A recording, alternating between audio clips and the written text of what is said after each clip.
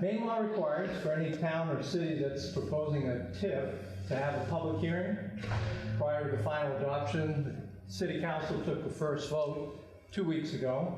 Tonight on the agenda is proposed a second vote, but the public hearing can happen either the first meeting or the second, like it is tonight, and it's designed for people, members of the public, to ask questions, make comments about the proposed development or TIF project. And I'm not going to provide a whole lot more details. I'm going to ask the representatives from North River Company to make those comments. Are you ready, Andy, or Mariah going to? Just give us a minute. Mariah's on her way? Yeah. Okay. All right. In the meantime, I'll mention that this TIF district is regarding 2 buildings in the Lockwood Mills complex, the former CMP building, and a portion of the large Martin's building, not all of it. So it's a mixed-use project, some housing, some commercial, some office space. They can provide more detail regarding the numbers of each. It's a very, very important project to go along with the building next door, the Hathaway building. And so something the council has been, the city's been interested in a long time, because it is an important complement to everything going on in the downtown. At the first meeting 2 weeks ago, the council took a first vote to support the recommendation from the TIF Advisory Committee that the benefits from the TIF be a 30-year term and a 75% return on taxes paid. And that's how the TIF works, is that the developers pay the taxes up front and the city reimburses a portion thereof. In this case, it would be 75%. So unless the council first, and public later, has questions of me, I'm going to yield the floor to Mariah, and she can discuss some of the specifics about this TIF. But if there's anything that I can answer from the city's perspective, as I said, the TIF Advisory Committee spent 2 meetings talking about this, took a vote to support it. Anything I can answer? If not,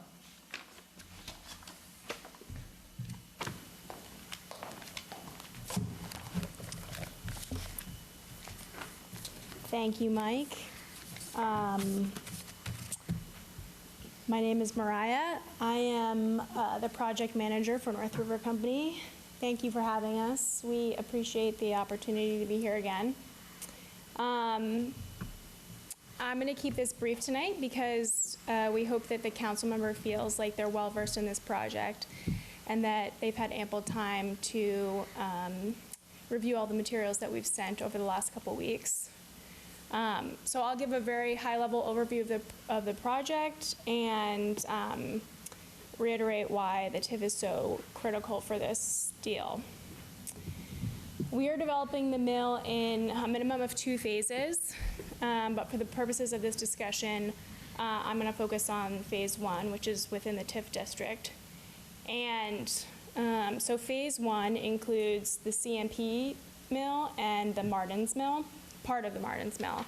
Those are the mills that are closest to the intersection, closest to Main Street.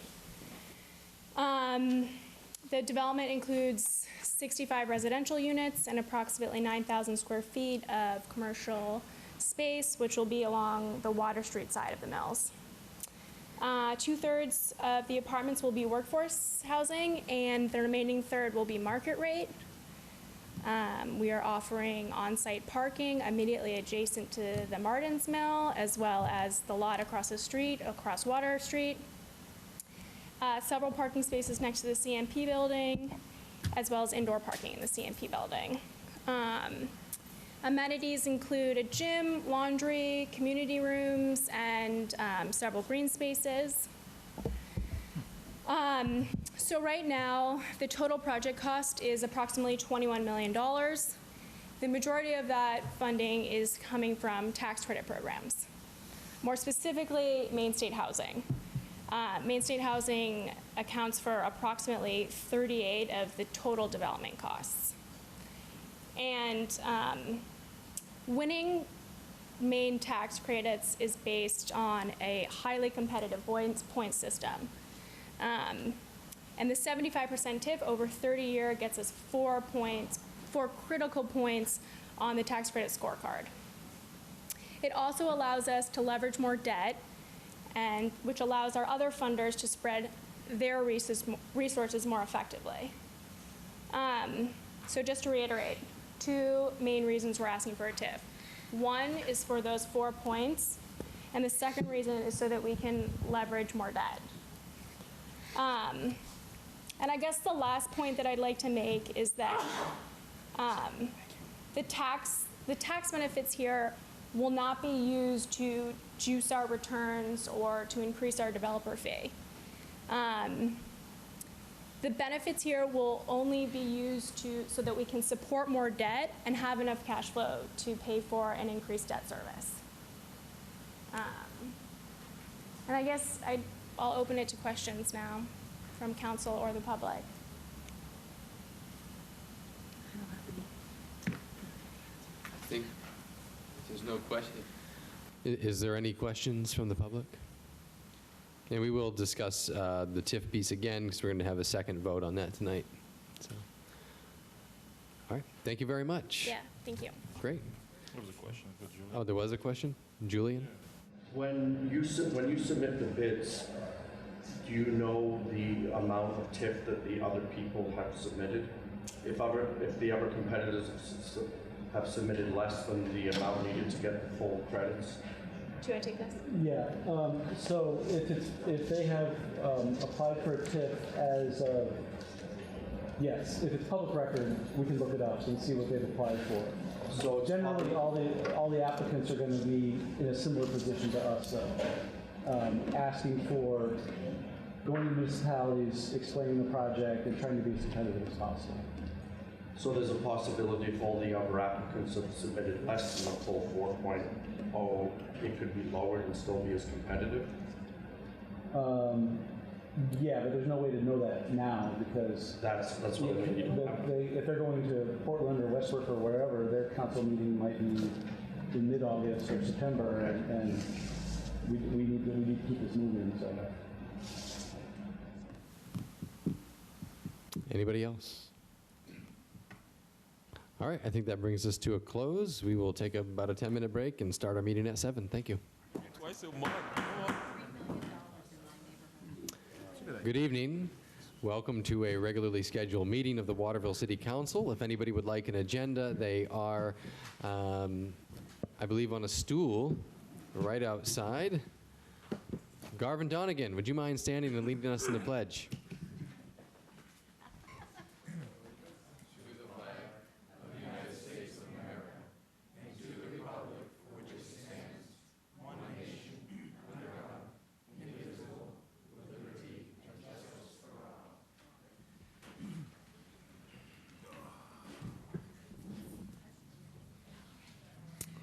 First on our agenda is a disclosure of a conflict of interest. Is there any city councilor who feels they have a conflict of interest with a vote they'll take tonight? Seeing no, we will move on to the approval of the consent agenda. Could I get a motion for the approval of the consent agenda? So moved. Second. All in favor? Unfinished business. Order 126, 2019. Move to read by title only. Second. All in favor? In order providing for acceptance of grant funds to support a program director position at Quarry Road Recreation Area. Move to adopt. Second. Is there any discussion? Could I get a roll call, please? Councillor Morris? Yes. Councillor Bofia? Yes. Councillor Smith? Yes. Councillor Mayu? Yes. Councillor Coelho? Yes. Councillor Thomas? Yes. Vote is 6 in favor, 0 opposed. Moving on, Order 129, 2019. Move to read by title only. Second. All in favor? In order providing for amendment to City of Waterville, Maine Lockwood Mills Municipal Development and Tax Increment Financing District and related development program. Move to adopt. Second. Discussion from the council? Remember, this action is in regards to separating out the two buildings from the Hathaway building. Because at one time, it was one TIF district for all properties, all three buildings. And now the proposal is to separate out to create a new TIF district, which is the next item on your agenda, and leave the existing TIF district as it is with Hathaway building in it. Any questions from the council? From the public? Could I get a roll call, please? Oh, yes. Why are we separating them? Because the Hathaway TIF is already 11 years into the term. It's a 25-year term. I'm not sure about the 11 years, but it's quite a ways into the term of that TIF. So in order to get the full advantage of a TIF, creating a new one starts a new term. The Hathaway TIF stays on its 25-year term, which I think they're close to halfway through anyway.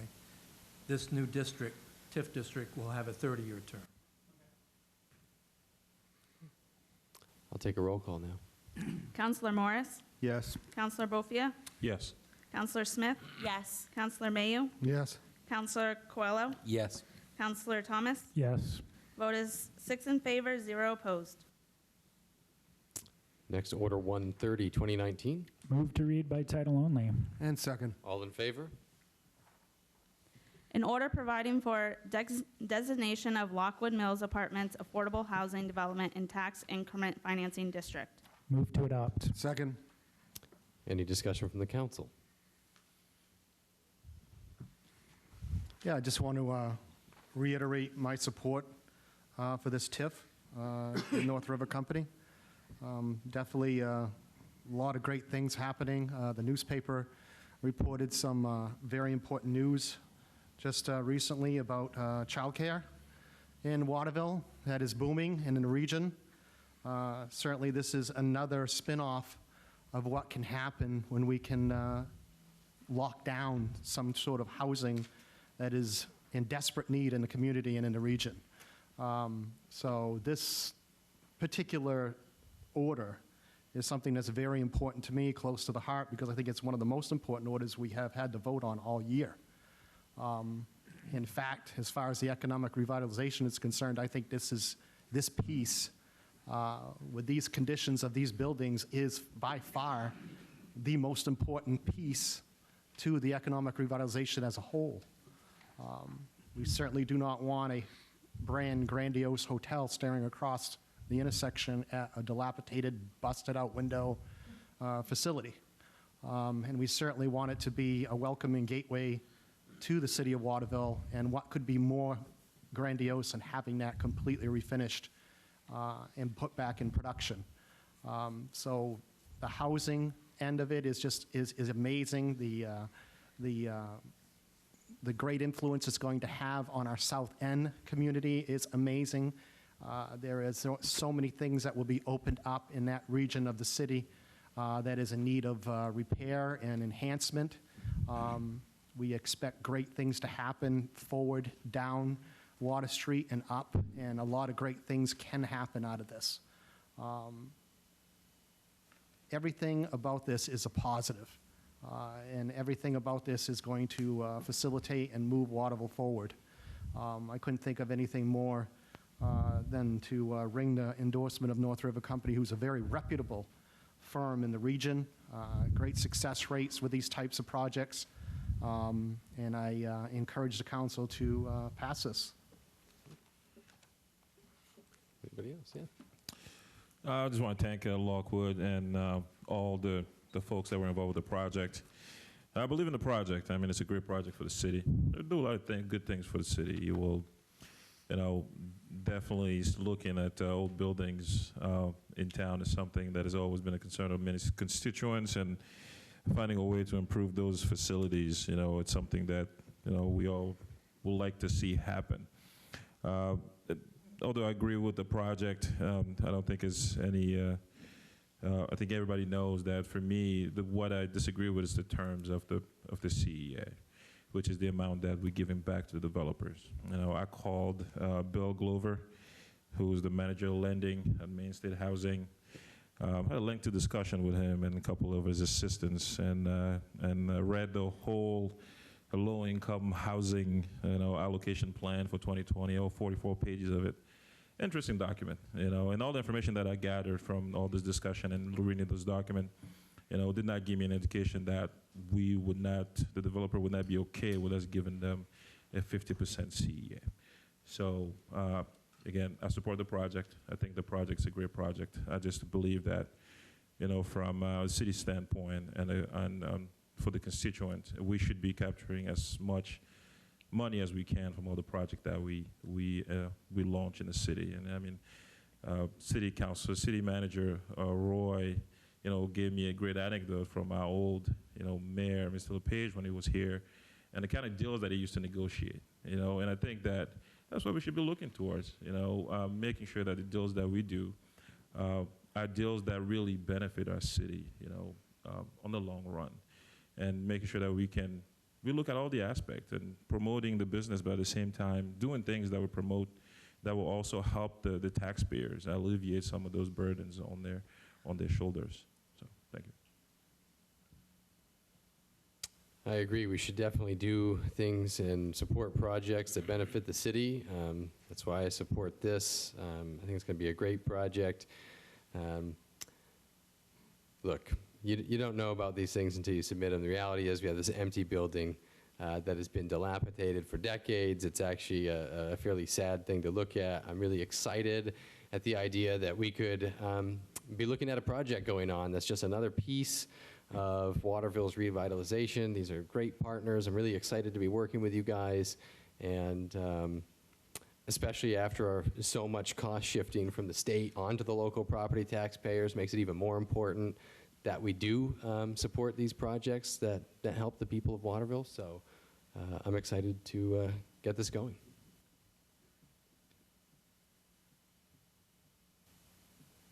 Okay, anybody else from the council? So this is council discussion first, and then we will open it to the public. That's how this works.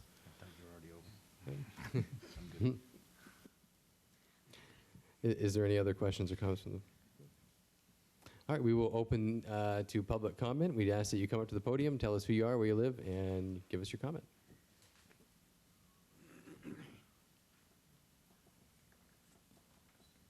I'm Chris Stevens. I live on 46 Roosevelt Avenue. My question is, do we have a price on what it's going to cost per square foot for these apartments? And is Main State Housing kicking in on this? If Main State Housing is kicking in on this, that's already coming out of the taxpayer's pocket.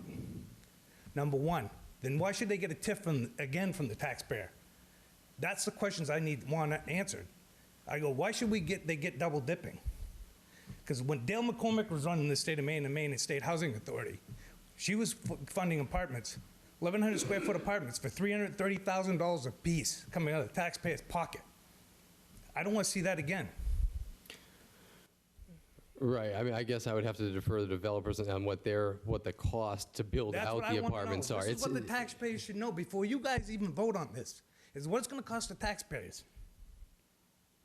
Unless I'm mistaken, the majority of the money coming from, it's a loan from Main State Housing, correct? That'll be paid back. It's not just a gift that they're giving you. It's a loan that you're trying to qualify for, correct? Tax credits about. There's historic tax, there's federal historic tax credits, state historic tax credits. Yeah. Right, so what we're applying for is a combination of a loan, which has to be paid back. That's not the majority of it, but the majority of it is tax credits that support workforce housing and historic tax credits, which support renovating older historic buildings. And frankly, the reason we need this is because without bringing these taxpayer subsidies to the table, and they are, and what you say is double dipping, it's municipal tax that we're asking for now, state taxpayers, Which state level. is double dipping. You're nailing the people that are the blue collar worker that's already paying income tax. You're getting that money. Then you expect the people of this city to nail them again to let you guys another slot. Hang on. I do want to correct one thing, because this comes up a lot. They're not getting your property tax dollars. They're getting away with not paying property tax. So I'm paying for who lives in that building. If they have children in the center of that school, I'm paying for those people. So, and I'm not trying to be belligerent, and I've had good conversations with you before, but I guess, would it be preferable just to leave it an abandoned building that we don't collect tax on? Or I to have... understand that, but you got to look at it, who's paying the bills now? It's the same people you've been draining for years in this city. It's the individuals that are out working. You got to realize a lot of people in this city, a lot of elderly people, they're living on fixed incomes. And the people you're bringing into the city aren't paying the bills. When I got 50%, roughly 50% of the kids in school are living in, are not, their parents aren't paying anything. Can I just address something really quickly? So right now, we're underwriting this project to cash flow approximately 35 grand a year. So that's 35 grand of cash flow off of a $21 million project for us. And the goal of the project is to create safe, great place to live at an affordable price. And in order to do development to provide housing that is affordable for people, we need to use a tool like tax credits to pay for it. I understand. So we can't have a project that cash flows $35,000 a year without these sort of programs. Sure. I want to address a couple things because we shouldn't blow him off. What you're saying is accurate. We have Mike and I have talked about this a lot. We have 500 plus subsidized housing units in the city of Waterville that drives a lot of the issues that you're talking about. And this is not Section 8. This is workforce housing. There's income requirements. I understand. I will say this. I guess if you're talking about what's coming, Maine State Housing is going to award these tax credits to a project. It's either going to be this project or another project. It's not. I understand that, but what I want to know is what this cost per square foot of these apartments going to cost, because I've already seen the mess that was happening on Dale McCormick, and that's what I don't want to see, where the taxpayer in the rest of the state are flipping the bill for, like I said, $330,000 per 1,100 square foot of buildings, apartments. Right. What's going on? Right, and Bruce Poliquin went in and changed all that. Went to prison. Yeah. But the thing is, I want to know what it's going to cost, because this is coming eventually. Maine State Housing, where do they get their money from? Yeah, it's tax money. There you go. Yeah. So they're nailing us twice. The same people that are living here and the same people that are paying the bills across the state. And that's what I want to bring out to the people here. They should come here and be able to tell us what it's going to cost. Yeah, I can answer that question. So we have a cost estimate from Hebert Construction out of Lewiston. They've done a lot of these mill renovations. Yeah, I've seen them, yes. A lot of big projects. They're telling us it's going to cost $16.2 million to build 65 apartments. So divide 16.2 by 65, it's about $250,000 per apartment to build the apartments in that space. And yes, that seems like crazy. I could go build a stick-built house out in Waterville for $160,000, and you're probably right. But the mill that we're dealing with has profound contamination issues. It's got asbestos and lead all over the place. It's got, let me finish, it's got PCBs. It's got historic windows, beautiful windows like you see at the Hathaway Mill right now that have been renovated to the historic standards. We have pricing on those $7,000 per window to reproduce those windows to meet the historic tax credit standards. So what we're proposing, the reason we need all these subsidies is because without them, there's no project. The project's dead and you're looking at a vacant building, which is why nothing's happened for decades, because you have to bring all of these resources to bear in order to make these projects work.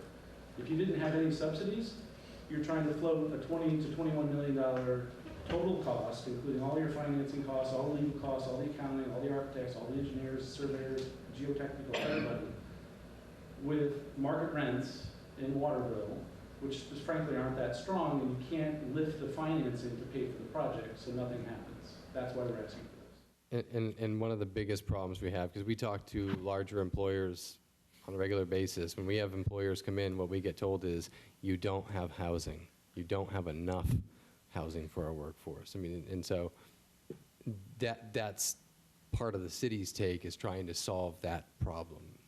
And I'm not trying to negate anything you're saying at all. Bill? So I definitely understand where it's coming from, because when I was looking at the numbers, right, and you say you need the tax credit, But I read the article this morning, and I believe Lockwood's manages about $1 billion of I don't know if it was real estate.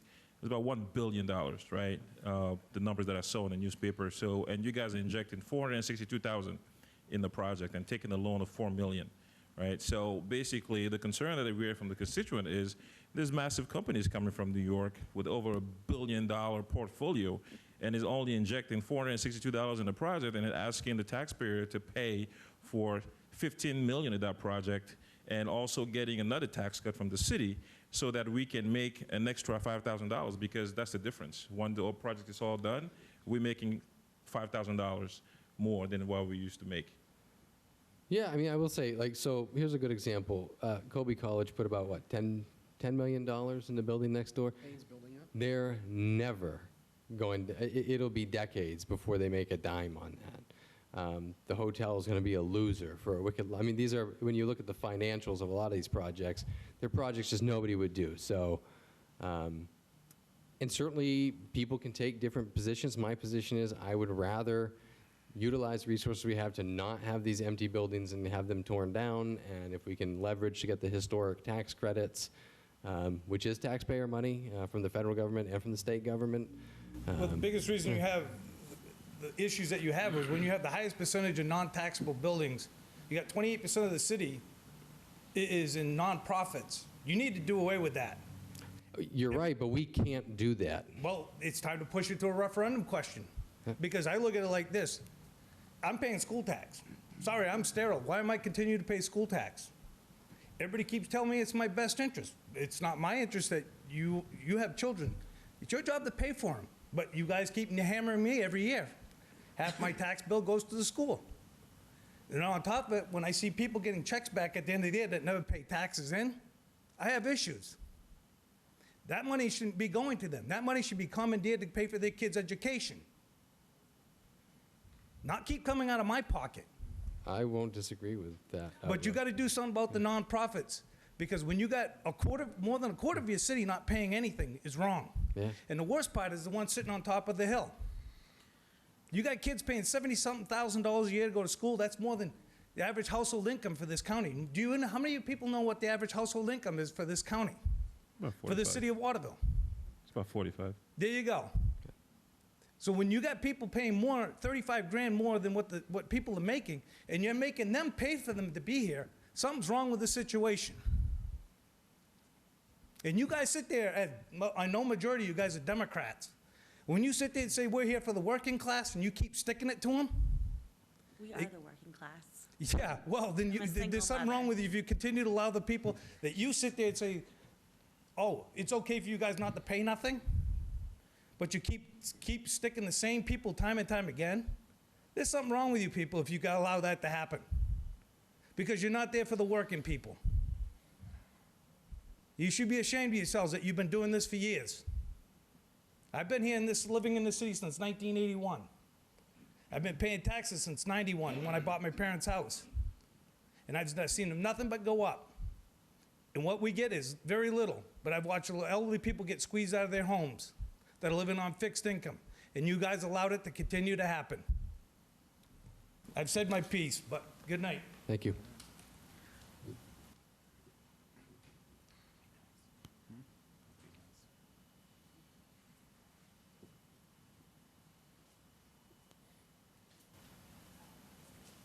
Wtvl, Ward 7. I somewhat agree with the constituent that just spoke. However, I got him beat. Been here for 61 years. 61 long years. And I came last night. I was told by Paul Lucia that I was out of order. I know Robert's Rules of Order, trust me. I've sat where Mayor Isgro is. But I said my piece. Been here for 61 years. I live down the south end. I see that damn building. Right. Bob. Sorry. I see that building at least 5 times a day. I remember when it was pretty much not so bad.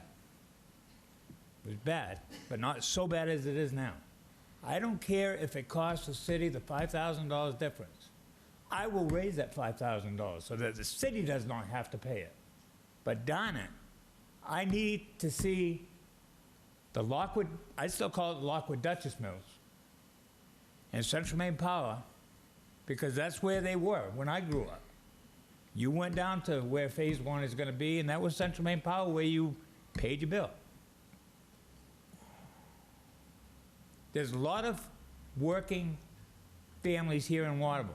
Are they manufacturing? No. Manufacturing is not going to come back to Waterville. The railroad, when I worked at the railroad, we had 1,000 workers. 450 were on the section crew. We're down to, because of modern technology, we're down to a skeleton crew of 12 guys can do what 400 used to do back in 1970s. They don't need anybody sitting in a caboose. When was the last time you saw a caboose on a train? Now we go to Walmart. How many cashiers are there? It's self-checkout. Times have changed. We have to go with the change.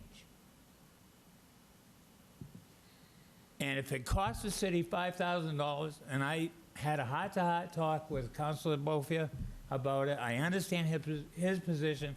I sat down with Councilor Kihilo. Sorry. That's how I pronounce it. I'm sorry, I'm French. I'm not Portuguese. Oh, yeah. Oh, yeah. I can do that. But, you know, like I said, I see Lockwood Duchess and the old Central Maine Power. I don't want my daughter and my grandkids to see that deteriorate, because I will muster, and trust me. Don't tell me I can't do it. Because I will muster enough people, I don't care if it's with a ball-peen hammer, we'll tear it down and we'll build it. We'll let these guys build. Thank you. Any other questions? Could I get a roll call, please? Garvin is coming up.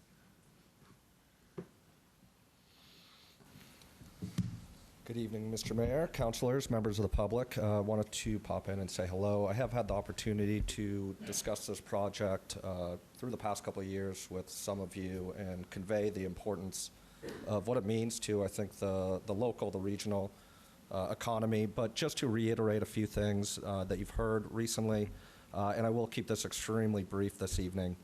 But for this TIF CEA, the Lockwood Mills will remain how they have been for decades. Stuck in stagnation, boarded up blight with broken windows. With this TIF CA, Phase 1 will include approximately 67 units, 9,000 square foot of commercial space.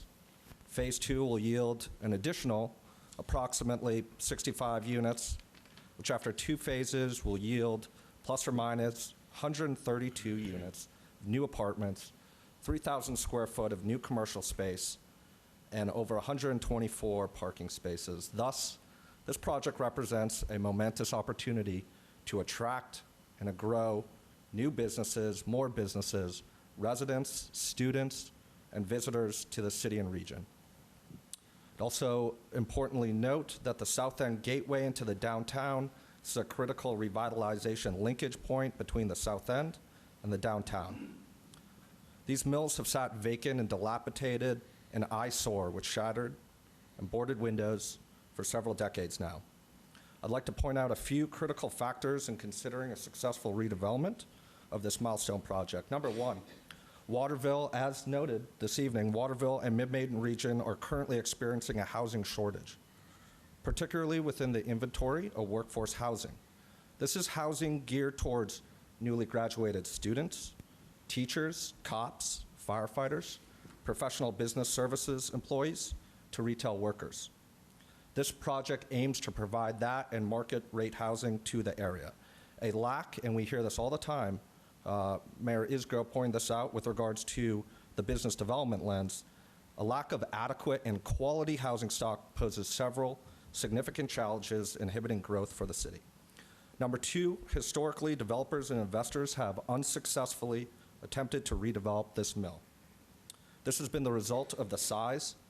financial undertaking, complexity, environmental issues, and market conditions. This is why they've sat vacant for so long.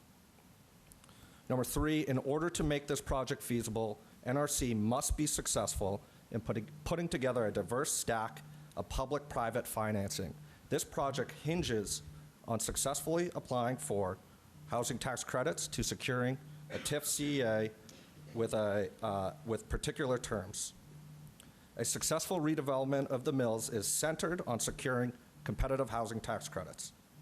To that end, a successful applicant, which could be determined by just a single point, is evaluated on several project readiness and financial objectives, including a TIF with a CEA. A key scoring metric that several projects will be held for, and we've discussed this, is to have a TIF CEA with particular terms in place. The highest points are awarded to projects that have a TIF CEA with a 30-year term at 75%. Therefore, to be competitive, the aforementioned TIF CEA terms needs to be secured in order for NRC to be best positioned to win these requisite housing tax credits. So, but for a TIF CEA and the aforementioned tax credits, the Lockwood Mills will remain vacant and an eyesore to the community for the next several decades. However, if granted this evening, this project begins immediately.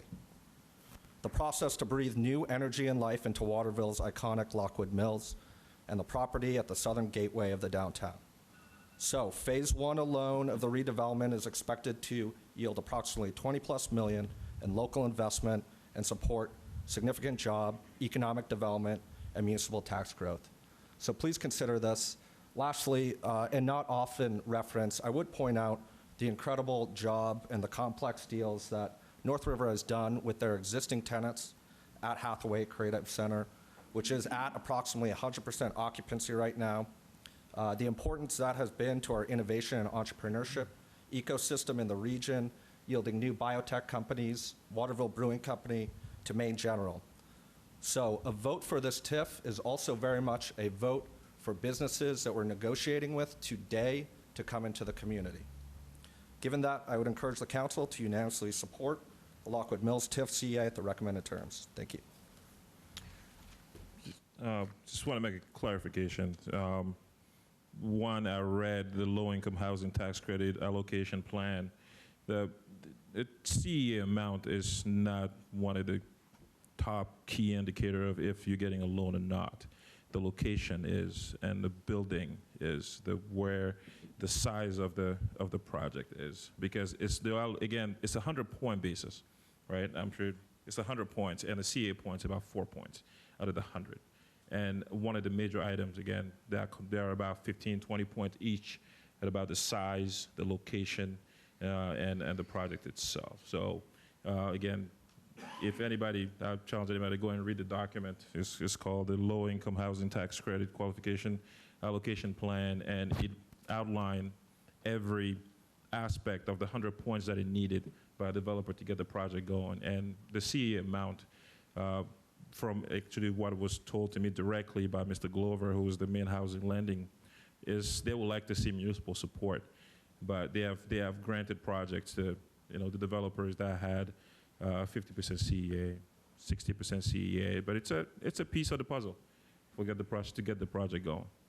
Just for the council, page 14 outlines the percentage and duration of the tax benefits on the TIF, including with the CA terms.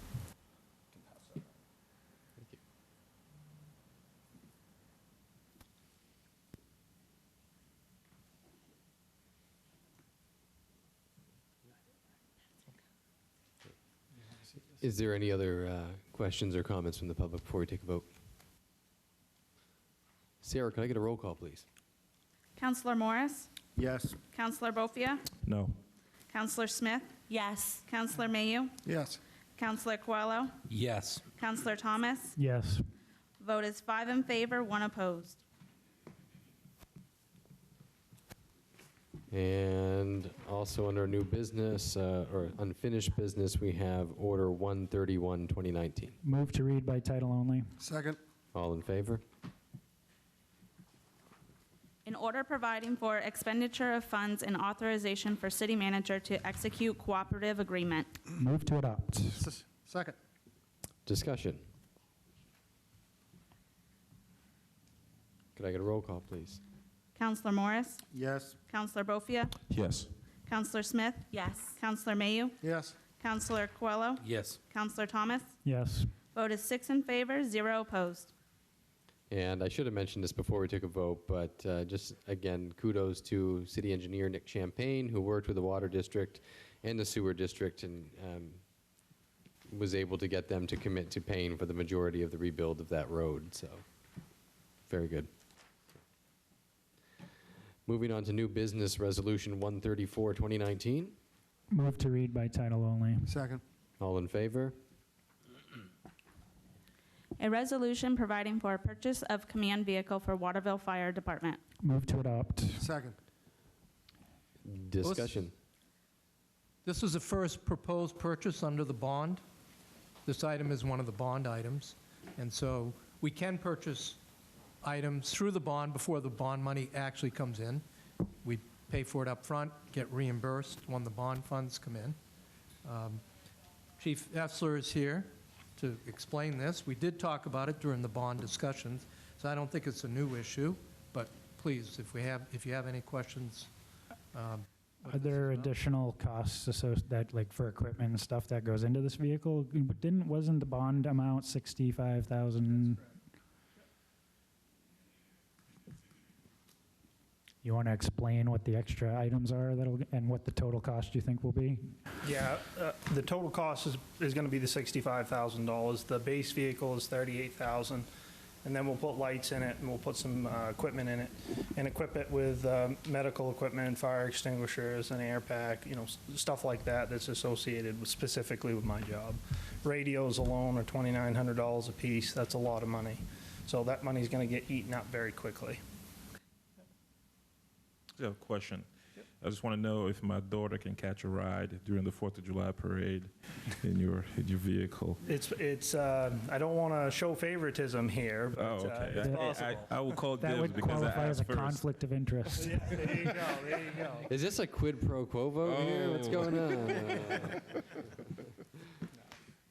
We do coloring contests and stuff like that, and she'd probably want to ride in the fire truck.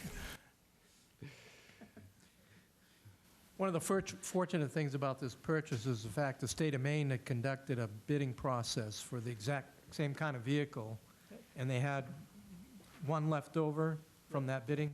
That is correct. So outlined in my memo, you'll find that Quirk Auto has already secured the state contract. They go through a very competitive bidding process, and all of the state police, fire marshals, all of public safety vehicles are purchased under this bid.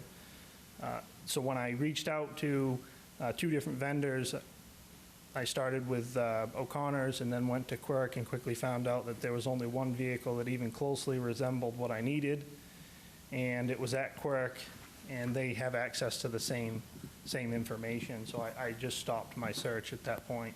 And because they were under the competitive bid process, really we're wasting our time going out to bid, to be honest with you.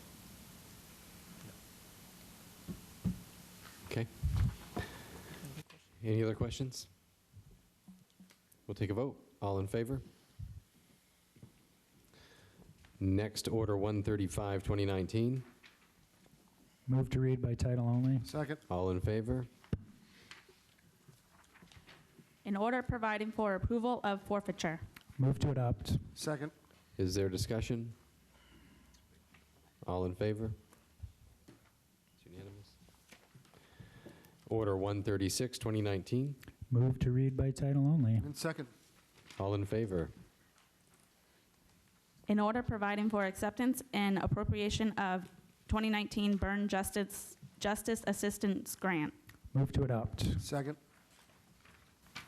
Sarah put out in front of all of your chairs a revised memo.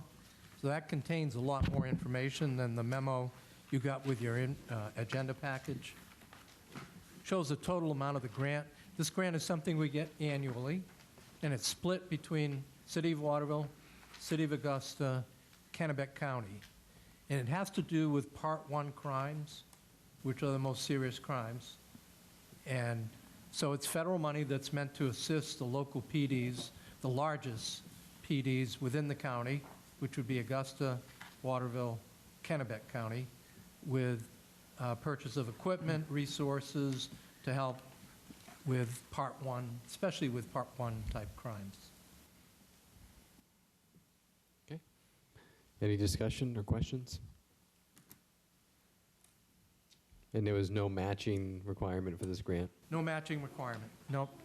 It's a very, very helpful annual thing we get. We've had it for the last 5 years in a row. I mean, it's not a certain thing every year, but it's been pretty steady the last 5, 6 years or so. Great. We'll move to a vote. All in favor? Next, Resolution 137, 2019. Move to read by title only. Second. All in favor? A resolution providing for issuance of a liquor license to FMB LLC doing business as The Elm. Move to adopt. Second. Discussion.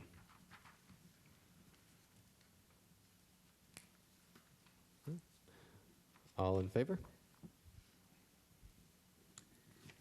I'd like to make a motion to waive cloture to add Resolution 138-2019 to the agenda to declare a vacancy in Ward 6.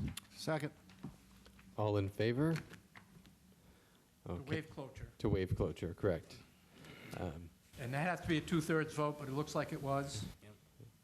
As everyone knows, Councillor Tate resigned today.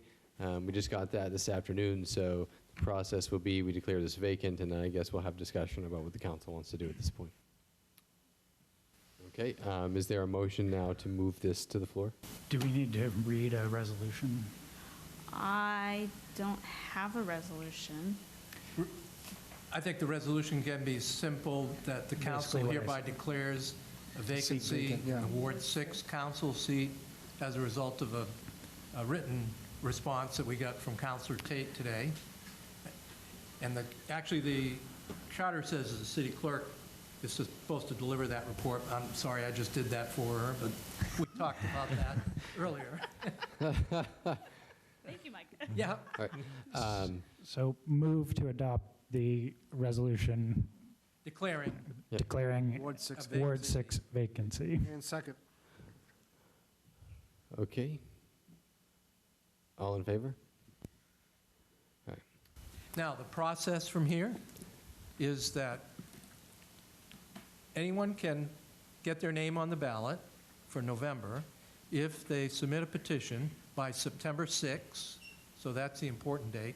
We've missed the caucus time, Yeah. so the caucus thing won't apply, but anyone can get on the ballot for November from Ward 6 if they get a petition with at least 25 signatures, no more than 50.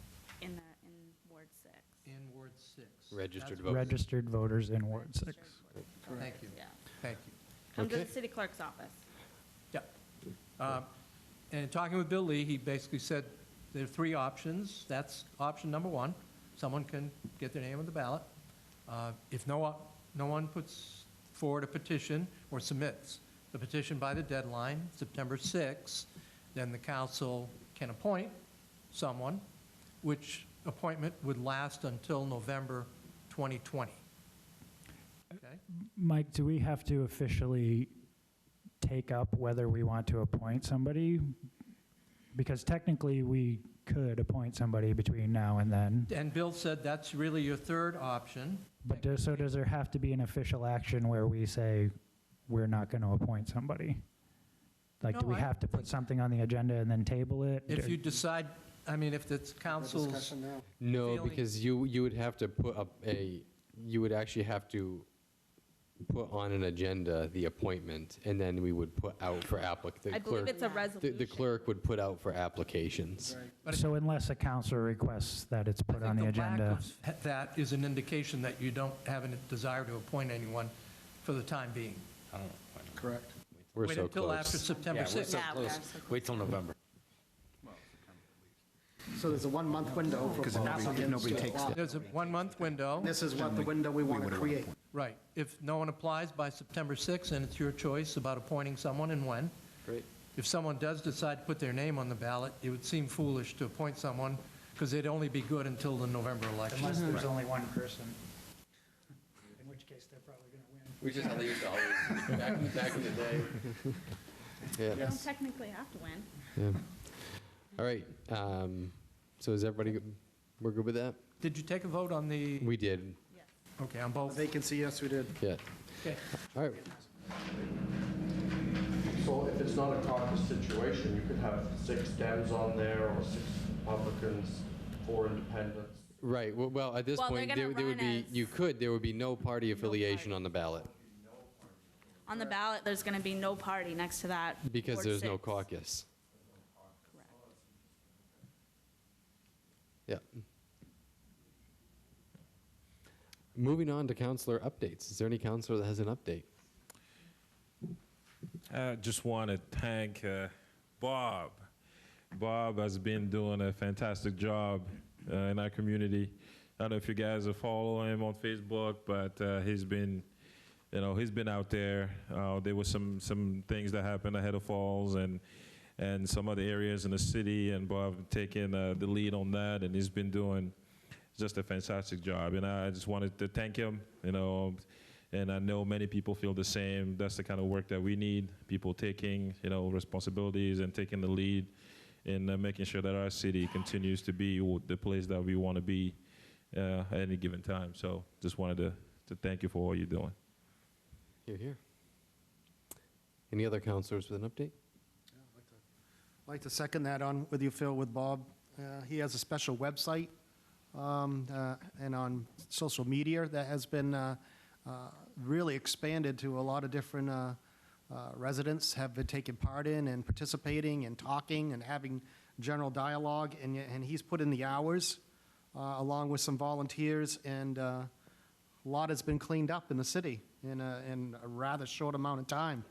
So I definitely want to, at the same time, commend Bob and his associates and the people that have helped him from every aspect, not only from social media aspect, but the hands-on picking up the stuff, dealing with the obvious the vandalism that just happened to the Riverwalk down at the head of Falls, and those sorts of things that have been just a horrible thing that has happened here in the city that we're trying to address and trying to correct. And he's a patriot of Waterville, and he's very much to be commended, and we are a better city because of him. Thank you, Bob. Next up is community notes. Community notes is time where if anybody has something they would like to say or speak about that we didn't already get to tonight, now would be the time to do so. We ask you come to the podium, tell us your name and what you have to say, and keep it to a couple minutes. I just want to say hello. My name's Sean Karen. I'm running for school board for Ward 2. Just wanted to let everyone know who I am. If you have any questions, feel free to ask me anything. And that's all I wanted to say. Very good, thanks.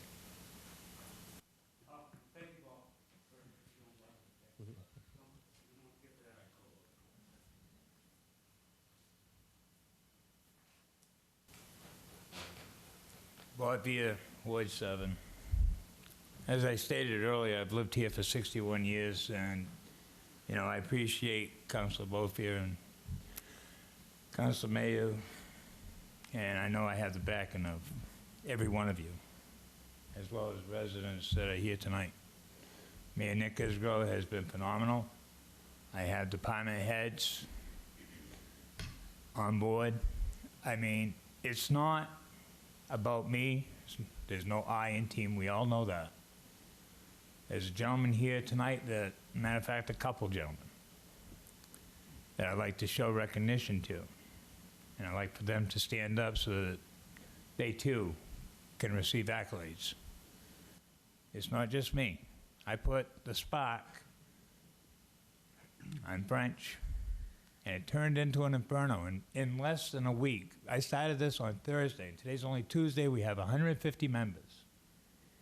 I would estimate that our team has already saved the taxpayers probably over $4,000.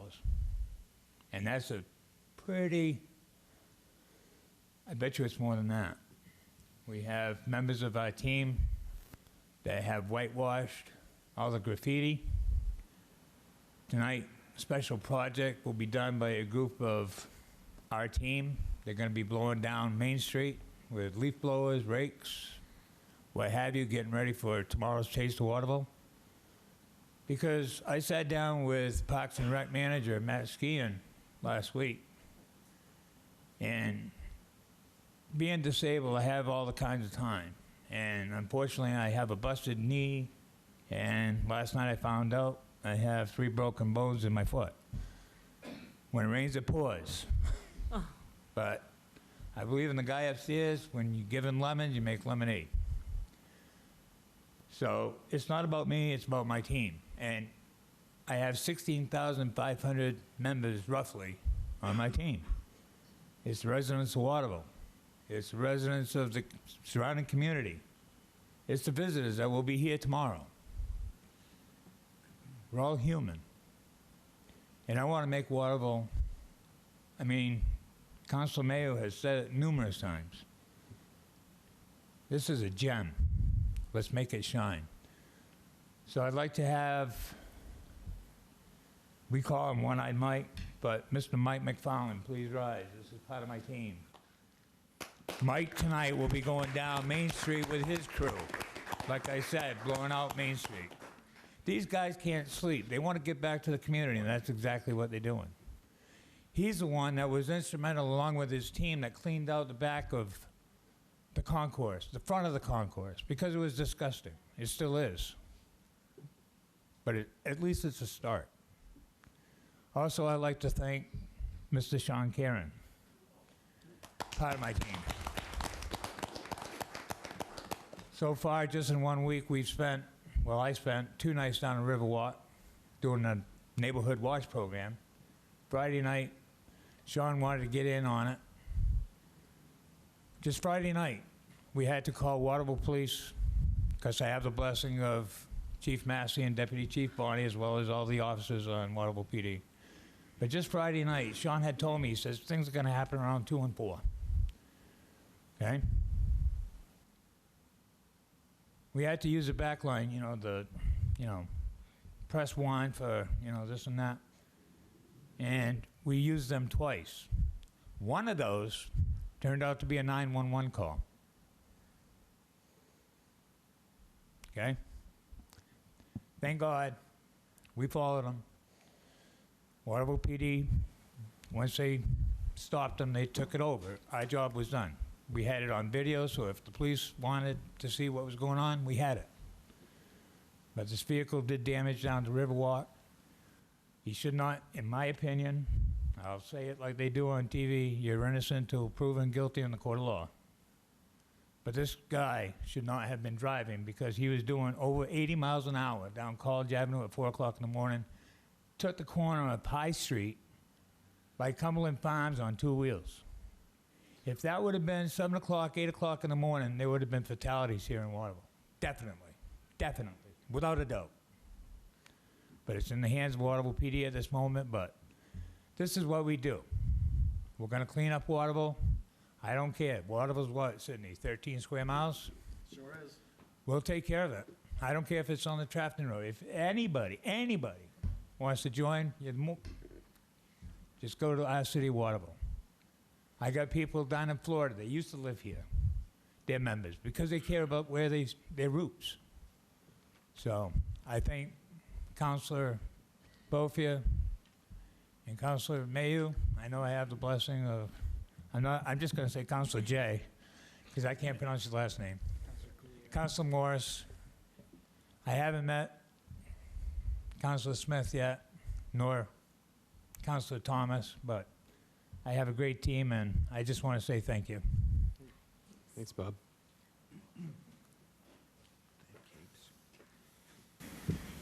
Mike McFarland. Thank you, Bob. Another project that we're going to be doing Thursday, I got probably a crew of 10 or 15 of us. We will be heading up to North Street Park and cleaning that all up. This is my community. I love my community. This project that you're talking about down there, I remember when I used to go down and see my aunts working down at Hathaway, my uncles. It is the biggest eyesore in this town. You come across that bridge, that's the first thing you see. It's not a very welcoming sight to our city.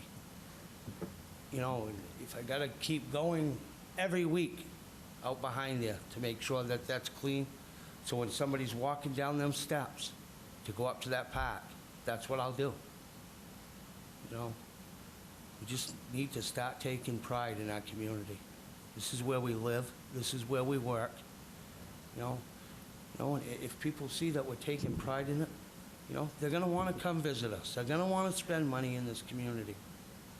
You know, and it's not all about that. It's just about walking out my front door and saying, huh, this is where I grew up. Give something back.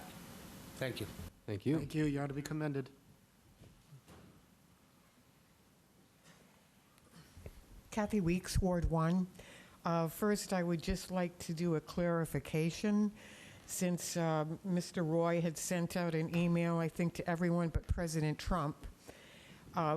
Last time when I was talking about how the Waterville tax rate decreased when Mayor LePage was here, Mr. Roy had sent me something that he had, page 5, I don't have the source document, but the tax rate, again, went down while Mayor LePage was here. And that discussion had started because one of the councilors were saying when Mayor LePage was here, the tax rate kept going up. Well, as soon as he left, the tax rate kept going up for several years. The second thing is, I was talking with a resident who owns many houses that for many years they had rented, and I was told, no, we are no longer renting. We are selling because of the tax rates in Waterville. We want out of Waterville. And this is a very well-respected businessman in Waterville. So I feel like, Councilor Phil, you're the only one that seems to really care about resident taxes and what it does to the longtime residents of the city.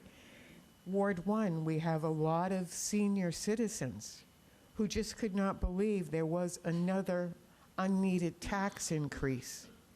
And, you know, $100 or whatever may not be much to you or I, but when you're on a very limited income, which for senior citizens, the median income is $28,000 a year.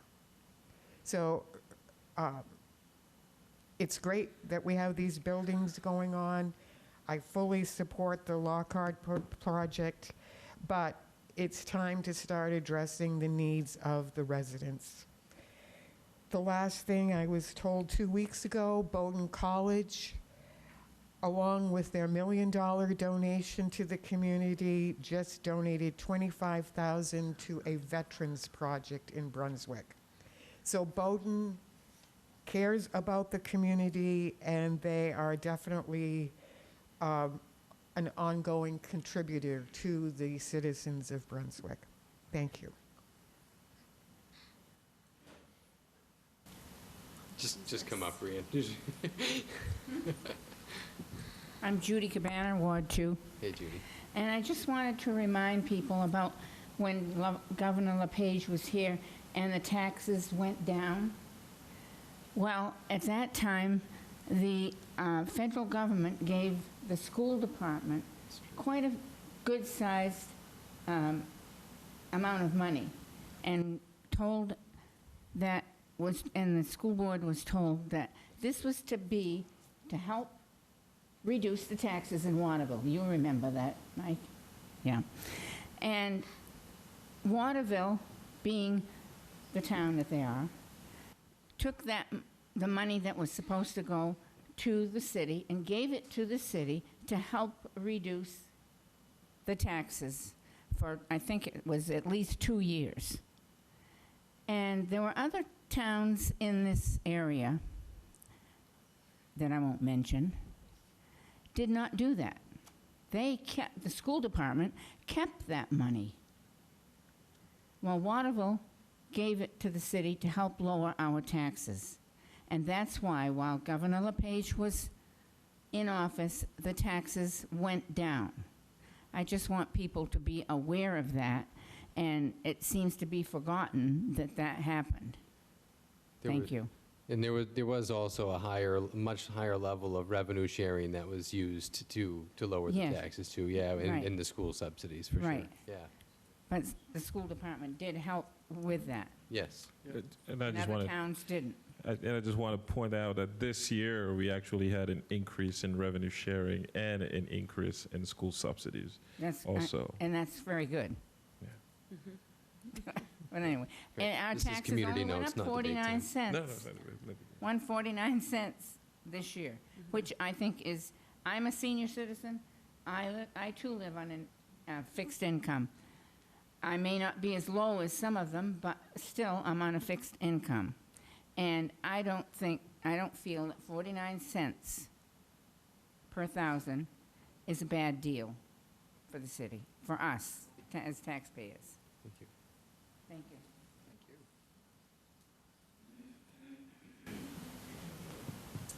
Hello. Hi. Sorry, I've been talking all the last 2 hours. I'm Reen Finch, Ward 6, and I'm actually sad that the Lockwood people left because I'm here with a Green Street Park update. We just had the festival, but I'm going to let other people come update you about the festival. I wanted to tell you guys is, we're in the process of revitalizing this park, and Friends of Green Street Park met with Matt Scahan a couple of weeks ago, and we finalized the purchase of 2 exercise equipment stations, outdoor exercise equipment stations, and those have been ordered, and we've been playing phone tag with Matt to see when they're going to be installed. We're hoping they'll be installed this fall. I know they've got a lot of work orders on their plate now, so if it's not this fall, they'll be in first thing in the spring. And our goal is to buy 8 more fitness stations, but we really wanted to get the ball kind of rolling on the revitalization of this park and go ahead and get 2 now. So that will be coming shortly, hopefully. Cross your fingers.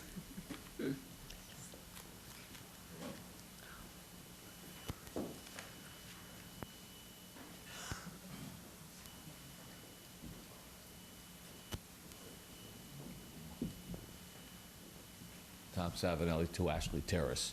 I just want to address the fact that you're taking away the recycling program down on Armory Road. It's beneficial to this town to have it. I bring my personal stuff there because I know that you guys have a lot of trouble with dirty recycling. And it's just going to the dump, and you guys are paying $70 a ton to do that. Isn't it a little cheaper to have a place right here in town where the citizens can go and the businesses can go and have the recycling done properly? The owner is right there. He tells people, we can't recycle that, they won't take it. They have to throw that out. It's very efficient. He wants people to come there, and we just cut off the city of Waterville from going there. Other towns are sending their people there, and we're taking our people away from there. I just hope you guys reconsider what you're going to do about it. Because otherwise, you're just going to have a bigger trash problem and a more expensive trash problem. Is there anybody from the Solid Waste Committee that was part of that conversation? Or was that only at the council level? Wholly at the council level. Yep. So just for some background from what Tom is talking about, when the council directed us to each cut our department budgets at the last budget meeting, you left it up to the department heads and myself what to cut. So when we got to Public Works, we decided to cut the amount of money that the city pays directly to SOS Recycling. And I know Craig is here, and we've done business with Craig for many years. He's been excellent to deal with. But we did discuss during the budget time whether that was still a good expense from our part or not, from our point of view. So that was our recommendation, to reduce that part of Public Works, eliminating that fee of $12,000 a year, I think, to SOS. We work for the council. If the council decides that's something you want to reinstate, we'll find money somewhere else in Public Works. But I think the other thing we have to consider is, in a way, we're subsidizing a private business. Craig's business is a private business. Does he perform a municipal service? Yes, somewhat, because businesses like Tom have to have a place to go with a cardboard from your business on Main Street and other places. But it's still a private business, so we're subsidizing a private business. I guess that's the way we were looking at it, and But I know what also you're bring saying. my home stuff there too, because I know that what's happening with the dirty recycling, they're not separating it where it's going, they're just throwing it out. And you guys are paying a premium for it at $70 a ton instead of $30 a ton. That's not really a problem we've had a lot, right, That Mike? hasn't happened yet. Well, a couple of my neighbors got tagged. You know what they did with it? They put it in the trash. Yeah, well, no, we haven't had any problems yet with where we drop our recyclables off, but contamination is something we are worried about. But Which we is haven't been why hit. those items were tagged, because Public Works put those in the Oh, I'm sorry. recycling. You said tagged? Yeah, they're tagging the Tagged. trash cans. I Gotcha. mean, not through trash cans, the recycling bins, because they Right. have stuff that's not supposed to be in there. Yeah. And what they're doing is, they're throwing it in the trash. Well, it's defeating the purpose of it. It's probably not recyclable anyway, so that's where it would end up, is in the trash. But the stuff that is recyclable in there is not being taken out, it's just being thrown out. Oh, I get what you're saying. Yeah. There's supposed to be other people here tonight, but because of the taste, everybody's tied up. I'm right here. Jen, you're here. So, I'm hoping you guys will reconsider. I think it's definitely worth a council discussion. I don't know if we're going to figure this out tonight, but I think we've paid our fee through the month of August, have we, Craig? You guys talked about halfway building. A lot of people from halfway are bringing their recycles up to me because they don't have no service over there. So everybody that's living there right now, there's no program. They're bringing it all to our building. And we're doing it. So, if you can get the curbside, they have, Only Cannoli, Van Cafe, the church, talking the Mazda dealership, Skills Inc. All these businesses are coming in. Sometimes every day they come in. Now you're shutting them off. They don't know what they're going to do with their stuff. Well, we're not shutting them off, you are. I am, yes, because there's no fee. Cardboard is at $30 a ton. It's costing me over 40 a bale. Newspapers at $20 a ton. It's costing me over 40 a bale. So we've paid you through the month of August? Yeah. Yeah.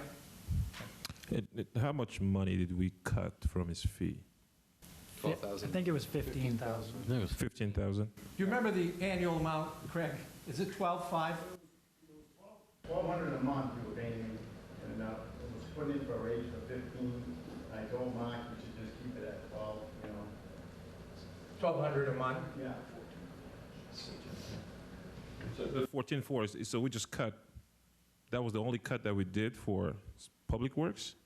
We I'm cut. not sure what the total that needed to come out of Public Works, and if that was satisfied the whole amount, I'm not sure about that. Okay, because again, I propose there's some cuts here that address in every line items, pretty much every department, and it wasn't, and they didn't require entire departments to be cut, and I understand why all of a sudden we deciding that we're gonna just cut a whole service instead of reducing line items. It was left up to us.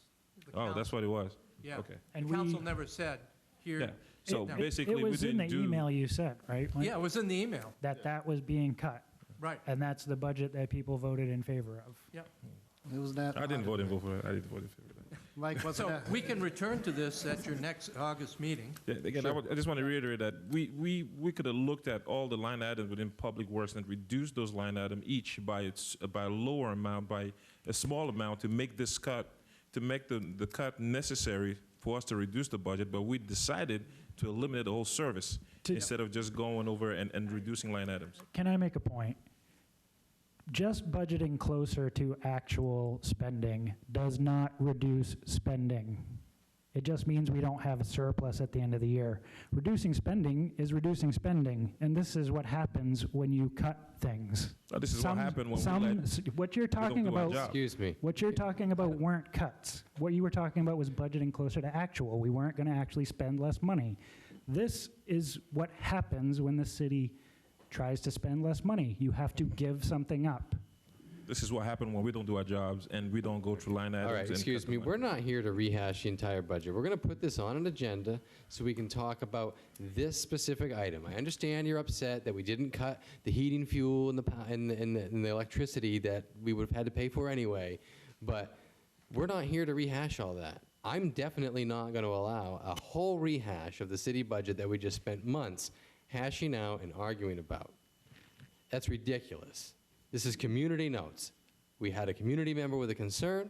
We're going to put it on an agenda and see what we can do and have a good discussion about it at our next meeting. So thank you guys for bringing it up. We will definitely have that discussion going forward for the next meeting. Is there anybody else for community notes? Can I get a motion? Oh, Mike, manager report. I almost cut you off. I was watching you. I'll make it quick. It's his counselor updates. It's like Sarah put the list of our 10, 11 projects. I don't know how many we got now, 10? Yeah, but I added 2. Wow. But anyway, going down through the list, number 1 is the build grant for Main Street. Now, this is an important date, September 10th, at probably at the former Legion building, September 10th, 7 p.m. I believe that's a Tuesday. Somebody correct me if I'm wrong, but I think it's a Tuesday night. Will be really the formal public hearing for the project on Main Street. Tuesday, September 10th, former Legion building. Item 2, and interrupt me if there are questions on any of these. The concourse redesign, the engineering firm has finally finalized 2 plans on the concourse redesign, try to increase parking out back here. We're still looking at those 2 plans. We're going to have a staff meeting Thursday on that. If any of you councilors want to sit in, let me know, and I'll let you know when. Thursday, I believe it's Thursday afternoon at 3. I think there's a question. Could a member of the public attend that as well? Hi. I'd like to attend that meeting. Is it possible for anyone from the public to attend, or are you going to have meetings where the public gets to attend? I don't see a problem if you wanted to sit in. I mean, we're still trying to digest it ourselves. So we have a lot of questions about plowing. What's this new design going to mean in terms of snow removal, those kind of things. So it may get boring. That's boring straight. When is it? If you'll send me an email or call me, I can give you the time. I'll do it right now. Thanks. May I join that discussion as well? Yep. If I said yes to one, I can't say yes to my old friend from the South End. Oh, yeah. Right. All right. You'll also let me know. Contact. Alphon Poop. Work is very slow, as you can tell on the slides. It's going to be a beautiful complex when it's done. Does not look like at this time it will open. The slide will open before we close. Doesn't look like it's going to happen. But they're very, very close. I know a lot of people are. Castagway Square, project number 4, nothing new happening there. Henna Falls, you know, the development group we've been working with at Henna Falls, we're meeting with them on August 27th to go over some of the legal agreements that would be part of that. So still a ways away from bringing anything to you to look at. Still a ways away. Street lights, new LED lights, late September, early October. Looks like they're going to start. It's going to take quite a few months. So this won't be done in 2 months. So the Lockwood Mills was the next item on my agenda. We dealt with that tonight. The next step in that is the credit enhancement agreement, finalizing that agreement, which provides for the return of taxes. So that will take some work over the next few weeks, too. The 2 solar projects, one at the landfill and one on the smaller lot. The one on the smaller lot's advancing really quickly. And I think, although I'm not sure I can promise in 2019 construction would start, I think it looks very good for 2020. That solar project would start on the former Runcer property. That's the smaller project. We've talked about the Riverwalk tonight. Bob, thank you for your patrols down there. We're certainly providing a lot more regular police patrol, also plainclothes and uniform, so it's become a regular part. Can I add one thing to that? Sure. The hours that you guys need to be looking at are between 2 and 4. AM? Yeah. Yeah. Okay. All right. Especially for above. Yeah. Yeah. Okay. Because we've got, I mean, this guy, this incident happened. Yeah. I know. This guy said we don't have somebody available. Mikey, keep going. Bond issue, last item, not on your list, but I just want to let you know, we're getting pretty close to putting the bond out for bid. So next Tuesday, I think you've sat, Monday afternoon, in the past, you've sat in when we've met with the rating agency. Yeah. Yeah, so it'd be helpful if you want to do that again. I would appreciate it, yeah. 3 o'clock. So we meet with Standard & Poor's rating people, and they say, what's going on in Waterville? Why should we give you a good bond rating? We have a pretty good bond rating now. We're hoping to improve that. So it's a telephone conference about our finances, what's going on in the city, covers just about everything. And Nick has sat in on that in the past, been a big help. So that will be Monday at 3. That's my list. Okay, got a motion to adjourn? Motion to adjourn. Second.